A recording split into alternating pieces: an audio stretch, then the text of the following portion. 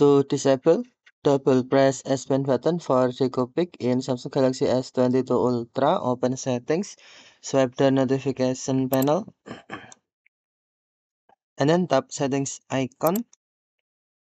Scroll down settings screen, find advanced features, and then tap advanced features.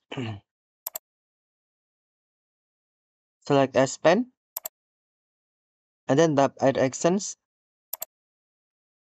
Scroll down the screen, tap DECO PIC, and then tap double press menu. Select do nothing.